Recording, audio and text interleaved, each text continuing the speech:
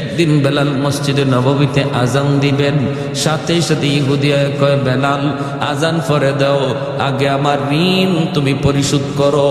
বেলাল বলেন, রে ভাই একটু সুযোগ দাও। কই কোনো সুযোগ নাই, আজ রাতটাই সুযোগ আছে, তাড়াতাড়ি করে তুমি আমার ঋণ পরিশোধ করো। বেলাল বলেন, আজ রাতে তো পারবো না, আমাকে 3টা দিন সময় দাও।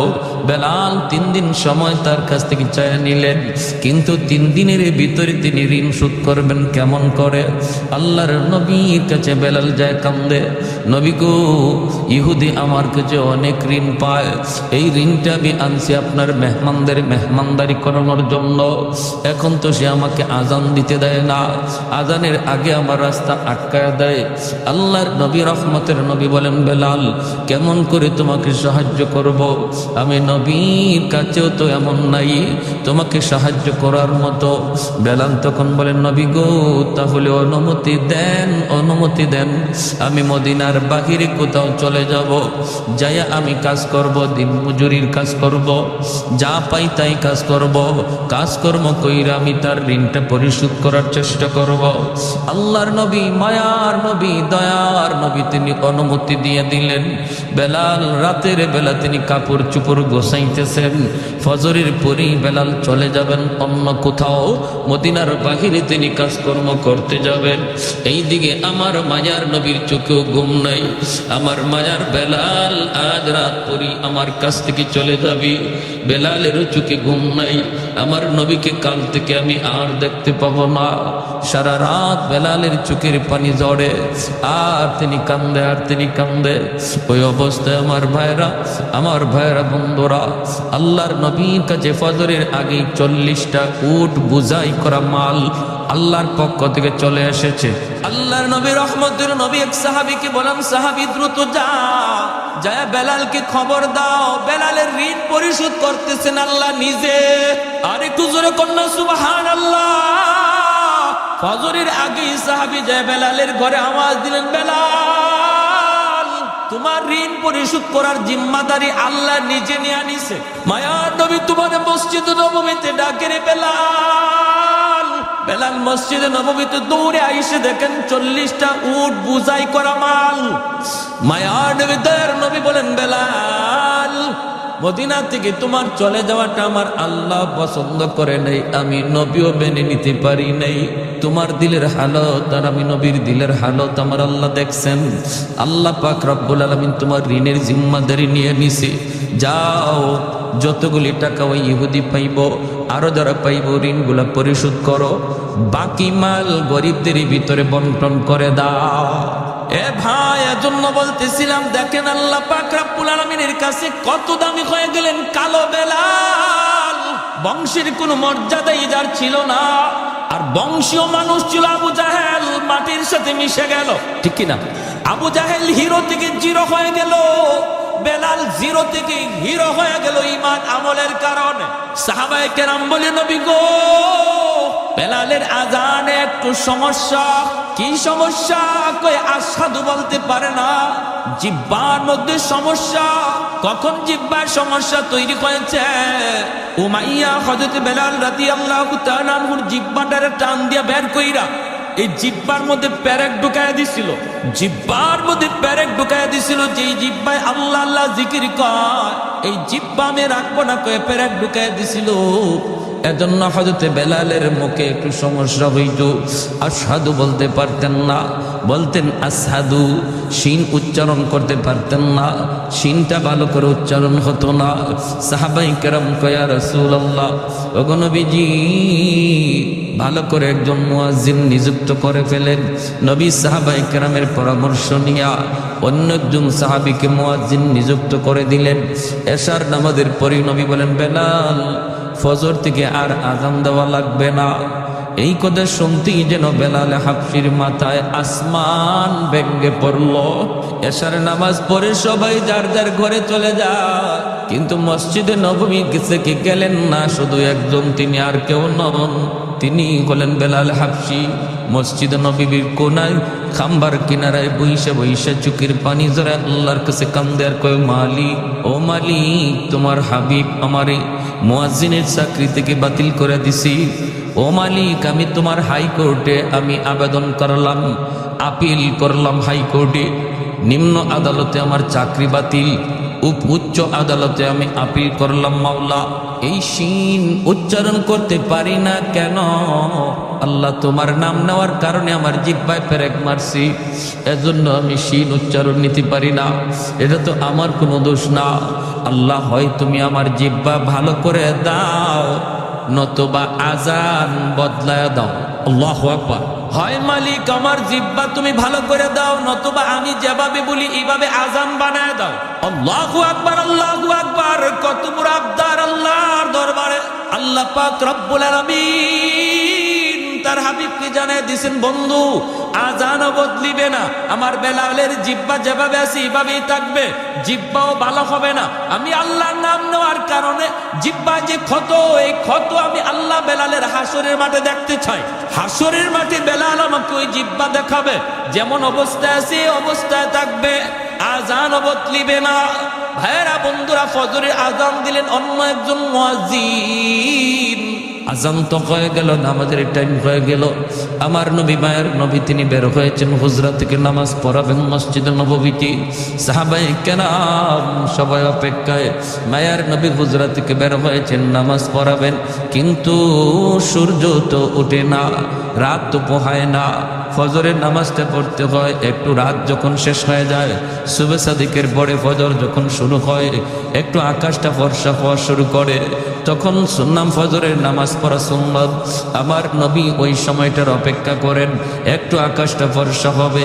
কিন্তু না না, অন্যদিন যেই টাইমে আকাশ ফর্সা হয়ে যেত, আজ ওই টাইমে আকাশ ফর্সা হইতেছে না, অন্ধকার শুধু আরো বাড়তেছে, অন্ধকার শুধু বাড়তেছে। সাহাবায়ে কেরামের ভিতরে অস্থিরতা, আল্লাহর নবীর ভিতরে অস্থিরতা। কই সকাল তো হয় না, আকাশ তো ফর্সা হয় না। আল্লাহর কাছে নবী জানতে চাইলেন, মালিক, ও মালিক, কিয়ামত কি তুমি গোটায় দিবা নাকি? আল্লাহ, কিয়ামত কি হয়ে যাবে নাকি বুঝতেছি না গো আল্লাহ, নাকি আমরা কোন আযাবের সম্মুখীন? আল্লাহ বলে, বন্ধু কি হয়েছে? ওই মালিক, কেন এখনো সকাল হয় না, ফর্সা হয় না? ফজরের নামাজ তো পড়ব, কিন্তু এত অন্ধকারে কেমন করে নামাজ পড়ি? আল্লাহ, ফজরে আজান বুঝি হয়, এখনো বুঝি ফজরের টাইম হয় নাই, ফর্সা হয় নাই। জিব্রাইল আমিন দ্রুত নেমে এসে মায়ার নবীকে জানায় দিলেন, নবী গো, কেমন করে সকাল হবে গো নবী? মদিনার মসজিদে ফজরের আজান তো এখনো হয় নাই। আল্লাহ নবী বলে, ভাই জিব্রাইল, অন্য দিনের চেয়ে আজান তো আরো সুন্দর আজান হয়েছে, শুদ্ধ করে আজান হয়েছে, শুদ্ধ করে আজান।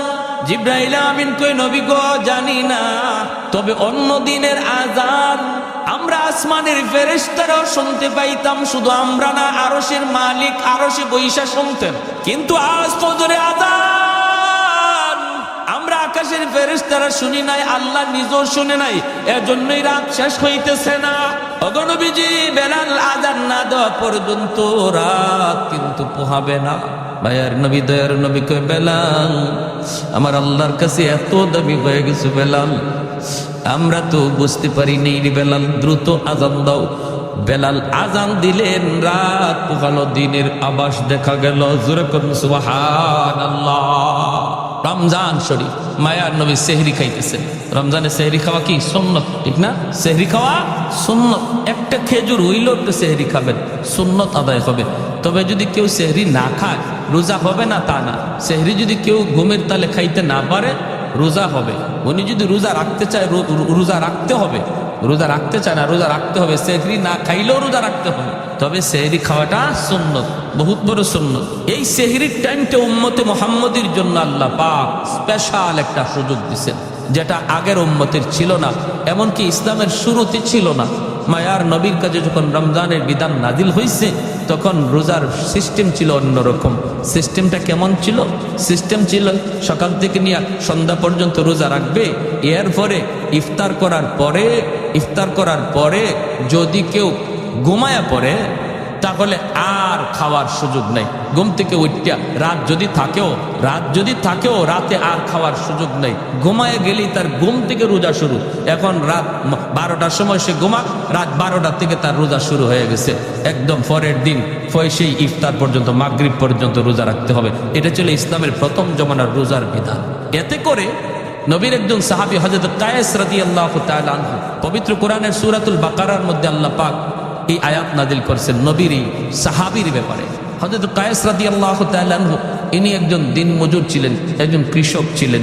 সারাদিন জমিতে সে মরুভূমিতে কামকাজ করেন, রোজা রাখা কামকাজ করছেন। ইফতারের সময় আসছেন, আয়েশা তিনি বিবিরে বলতেছেন, বিবি গো সারাদিন কাম করছি, খুব ক্লান্ত, কিছু আছে ইফতারি কিছু আছে? ইনি বলে আমি আপনার কাছে আনতেছি, ইফতারি রেডি নাই, রেডি করে আনতেছি, আপনি একটু ধৈর্য ধরেন, একটু ধৈর্য ধরেন। কইতেই সারাদিনের ক্লান্ত মানুষ তো একটু খালি হেলান দিছেন, আর হেলান দিতেই ঘুম চলে আসছে। বলুন তো দেখি, ঘুমাইলে পরে আর খাওয়ার সুযোগ আছে? কথাটা বুঝছেন? উনি ঘুমায় গেছেন, ক্লান্ত মানুষ তো। দেখবেন রিক্সাওয়ালা মানুষ রমজান মাসে রিক্সা চালায় চালায় হঠাৎ করে একটা গাছের নিচে যখন ক্লান্ত হইয়া মাথাটাকে হাতটারে বালিশ বানায় যখন খালি শোয়, নাক ডাকায় ঘুমাইতে শুরু করে, ঠিক না? ঘুমায় যায়। তো উনি ঘুমায় গেছে। বিবি সাহেব আসছে, আইসেই যখন দেখে বিবি স্বামী ঘুমায় গেছে, ইন্না লিল্লাহি ওয়া ইন্না ইলাইহি রাজিউন, তখন উনি ঘুম থেকে লাফ দিয়ে উঠছে। দুজন হাত পা সেইরা একদম অসহায় হয়ে দাঁড়ায় রয়েছে। বিবি সাহেব কাঁদতেছে, স্বামী গো এখন তুমি কেমনে রোজা রাখবা? রোজা তো রাখবাই, তুই রোজা রাখতে গেলে এখন অবস্থাটা কি হবে? সারাদিন গেছে তুমি কিছু খাও নাই, এখন ইফতার করবা, একটু দেরি হইতে তুমি ঘুমায় গেলা, ঘুমাইছো তো এখন আর তোমার খাওয়ার সুযোগ নেই, এখন কেমনে কি করবা? এনে না খাইয়া এই রাত থেকেই রোজা রাখা শুরু হয়েছে। সারাদিন ক্ষুধার্ত তৃষ্ণার্ত, আবার সারা রাত গেল না খাওয়ায়।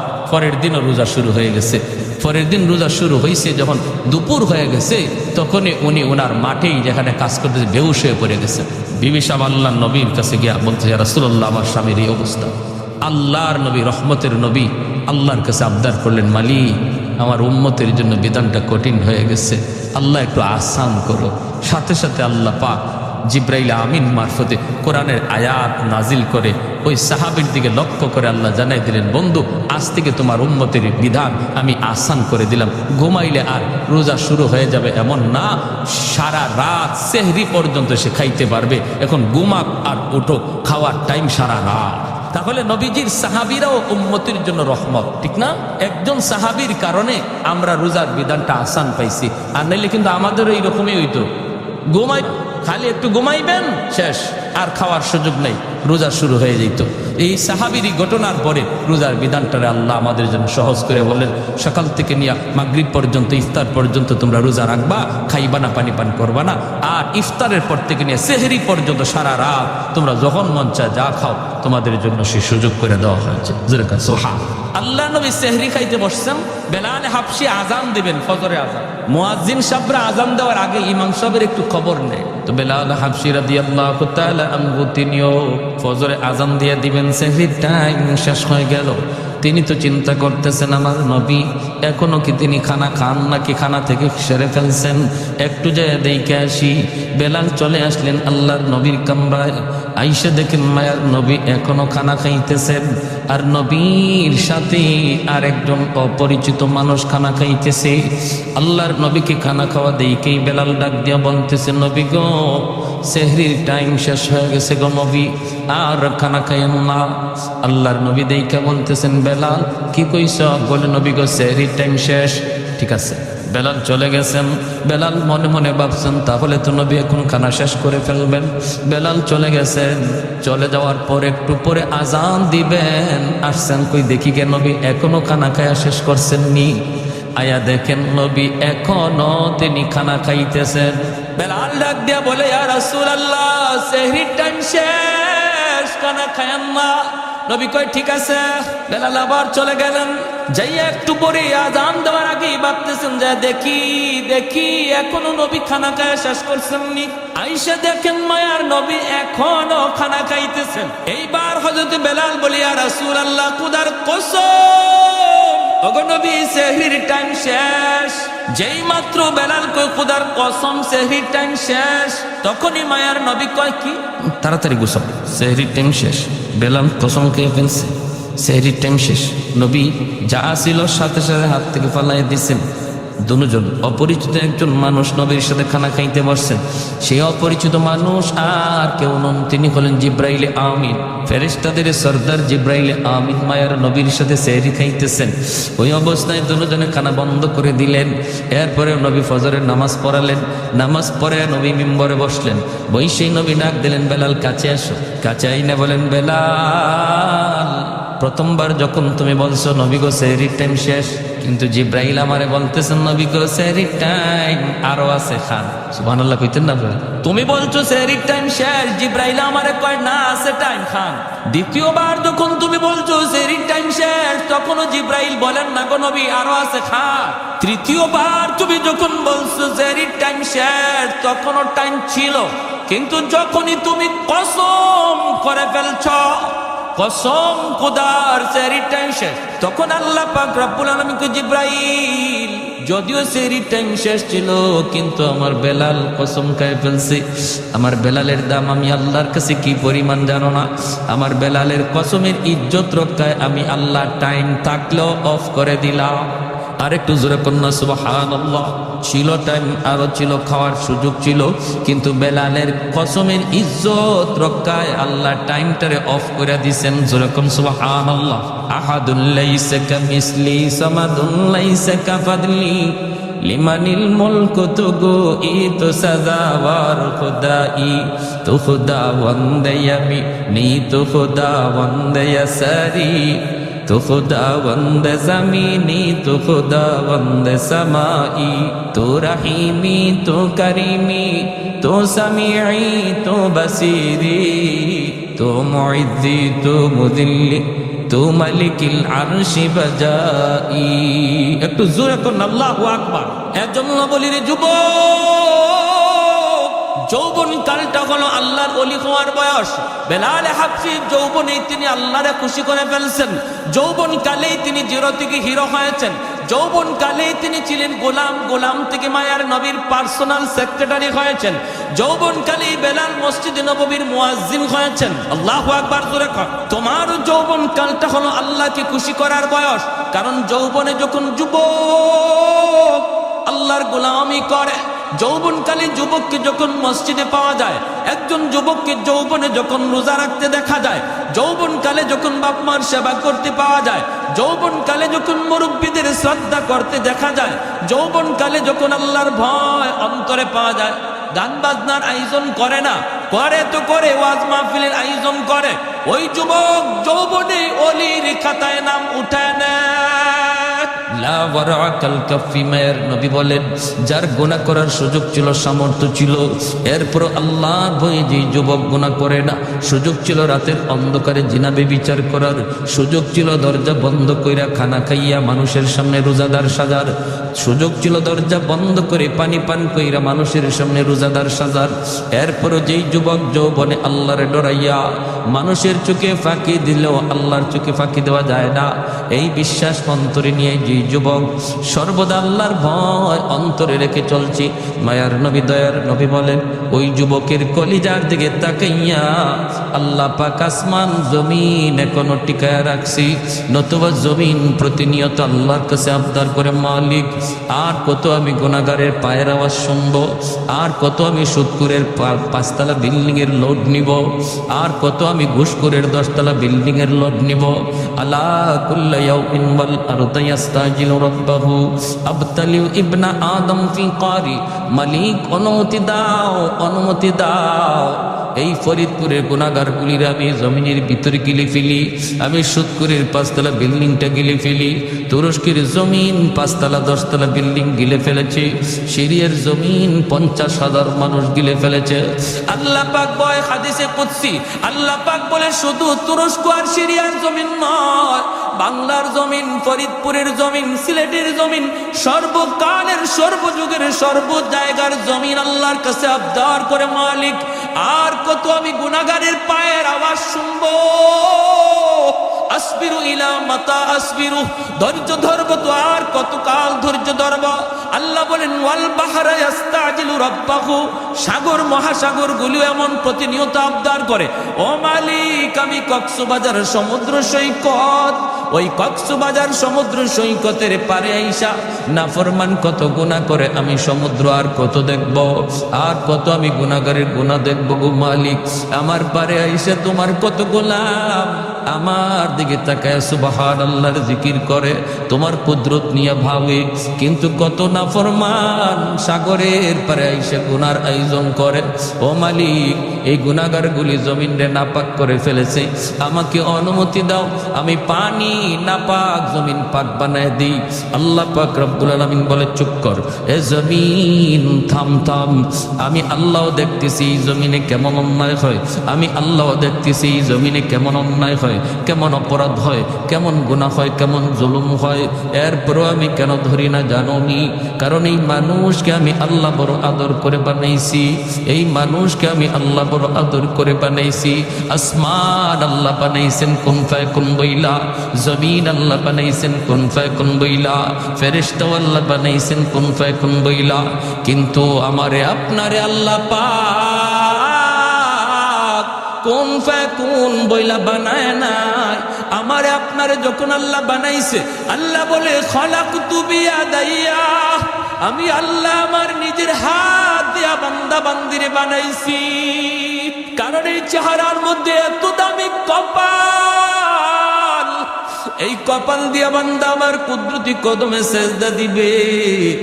এই কপালটার এত দাম, এই কপাল ফেরেশতাদের হাতে বানাইলে হয় না, এই কপাল কোন ফায়াকুন বলল হয় না, আমি আল্লাহ নিজের হাতে বানাইছি।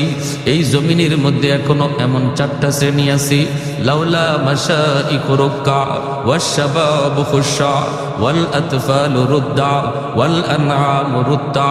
আল্লাহ বলে এখনো জমিনের ভিতরে এমন আমার কিছু বান্দা বান্দি আছে, চুল দাড়ি তার সাদা হয়ে গেছি, কোমরে তার ব্যথা, হাঁটুতে তার ব্যথা, আমি আল্লাহর কদমে সেজদা দিতে তার কষ্ট হয়, এরপর কষ্ট করে করে আমি আল্লাহকে সেজদা দেয়।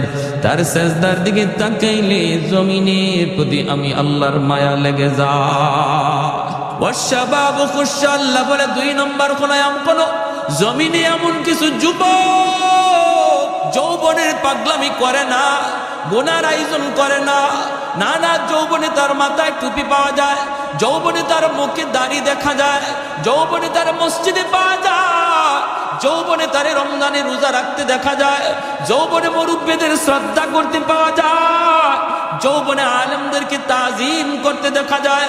ওই যুবকের কলিজার দিকে যখন আমি আল্লাহ তাকাই, তখন এই গুনাহগার জমিনের প্রতি আমি আল্লাহর মায়া লেগে যায়। এজন্য বলি যুবক, যৌবন কালটারে অনেক মূল্যায়ন করো। যত আল্লাহর ওলি হইছেন এই জমিনে সবাই ওলি হইছেন যৌবনকালে, যৌবনকালেই সবাই ওলির খাতায় নাম লেখাইছেন। অতএব নিয়ত করো রমজানের রোজা একটাও ছাড়বো না, তারাবির নামাজ আমি ছাড়বো না, রমজানে আমার আল্লাহ নারাজ হয় এমন কোনো কাম করবো না। যখনই তুমি এমন নিয়ত করবা, এমন নিয়ত করবা, সাথে সাথে আল্লাহ পাক রব্বুল আলামিন তোমার উপর খুশি হয়ে যাবে।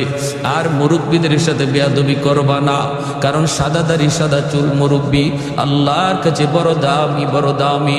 মুরব্বী বাবাজি যখন আল্লাহর কাছে হাত উঠায়, আল্লাহ বলে তখন আমার লজ্জা লাগে, লজ্জা। আলী রাদিয়াল্লাহু তাআলা আনহু একজন মুরব্বীর শ্রদ্ধা করছিলেন কেমনে? মসজিদে নববীতে নামাজের জন্য রওনা দিছেন, চিকন একটা গলি, এই গলির মধ্যে একজন মুরব্বী লাঠিতে বর দিয়া কোমরটা বাঁকা হয়ে গেছে মুরব্বীর। আস্তে আস্তে গলি পার হইতেছি, হযরত আলী মনে মনে ভাবেন, আমি যদি আমার মায়ার নবীকে নামাজের প্রথম রাকাতেই পাইতে হয়, তাহলে আমার একটু দ্রুত যাওয়া লাগবে, আর দ্রুত গেলে মুরব্বীকে একটু ধাক্কা দিতে হয়। চাচা আমার একটু সাইড দেন, একটু সাইড দেন, এইভাবে চাপ দিয়ে যাইতে হয়। হযরত আলী কয়, না, মুরব্বী হওয়ার কারণে আমার আল্লাহর কাছে বড় দামি। আল্লাহ যারে সম্মান দেয় আমিও তারে সম্মান দিব, লাগলে আমার 1 রাকাত নামাজ ছুটে যাবে। মায়ার নবী মসজিদে নববীতে নামাজে দাঁড়ায় গেছেন, আল্লাহ নবী রুকুতে চলে গেছেন, আলী তো ওই মুরব্বীর পিছনে পিছনে আস্তে আস্তে আসতেছেন। এই এইদিকে আমার মায়ার নবী রুকুতে গেলেন। রুকুতে যাওয়া মাত্রই রুকু থেকে মাথা উঠানোর আগেই আল্লাহ জিব্রাইলে আমিনকে পাঠিয়ে দিলেন। জিব্রাইলে আমিন আইসা বলতেছে, ইয়া রাসূলুল্লাহ, ইয়া হাবিবাল্লাহ, ওগো নবী মাথা উঠায়েন না গো নবী, মাথা উঠায়েন না, রুকু থেকে মাথা উঠাবেন না, কারণ আপনার আলী এখনো রাস্তায় নামাজে শরীক হতে পারে নাই। আল্লাহ নবী অবাক হয়ে গেলেন, রুকুতে ঘটনা কি? আলী নামাজে শরীক হইতো পারছে না বিদায় নবীর রুকু আল্লাহ লম্বা করতে কয়। এইবার মায়ার নবী দয়ার নবী তিনি তো রুকু লম্বা করতেছেন, আর জিব্রাইল আমিন কয়, নবী গো আমি যখন আপনাকে বলবো তখন মাথা উঠাবেন। নবী তো লম্বা রুকু শুরু করে দিলেন। সাহাবাই কেরামও পিছনে পিছনে তারা লম্বা রুকু করতেছেন, লম্বা রুকু করতেছেন। এইভাবেই রুকু চলছে চলছে লম্বা রুকু। হঠাৎ করে জিব্রাইলে আমিন ডাক দিয়ে কয়, মায়ের নবী গো এইবার মাথা উঠান, আপনার আলী নামাজে শরীক হয়ে গেছে। একটু জোরে কম সুবহানাল্লাহ। হায়দার তেরা নাম সে ইসলাম রখেগা, हैदार तेरा नाम से इस्लाम रखेगा, दुनिया की शजाअत में तेरा नाम रहेगा, दुनिया की शजाअत में तेरा नाम रहेगा, उस्मान तेरा नाम से इस्लाम रहेगा, दुनिया की सखावत में तेरा नाम रहेगा। আল্লাহ নবী রহমতের নবী নামাজ শেষ কইরা মেম্বরে বসে ডাক দিলেন, আলী এদিকে আসো। নবীজির মনের মধ্যে আলীর প্রতি একটু জিদ জন্মেছে। আলী কেন আজকে নামাজে আসতে দেরি করলো, আর আমার এবার রুকুতে এত লম্বা সময় কেন দিতে হলো? নবী ডাক দেয়া বলতেছেন, আলী রে আজকে নামাজে আসতে কেন তুমি দেরি করলা? হযরত আলী কয়, কই গো নবী বেশি দেরি তো হয় নাই, আমি তো আপনাকে রুকুতে পাইছি। রুকুতে পাইছো? কেমনে পাইছো, হুশ আছে? বলি, ইয়া রাসূলুল্লাহ আমি তো আপনার রুকুতে পাইছি। নবী কয়, আলী তোমার রুকু পাওয়ানোর জন্য আল্লাহ আমারে রুকুতে হ্যাং করে রাখছে, তোমার রুকু পাওয়ানোর জন্য আল্লাহ আমারে রুকুতে আটকায় রাখছে। জিব্রাইল আমিন আইসা আমার কানে কানে কয়, নবী গো মাথা তুলবেন না, আলীরে রুকু পাইতে দেন।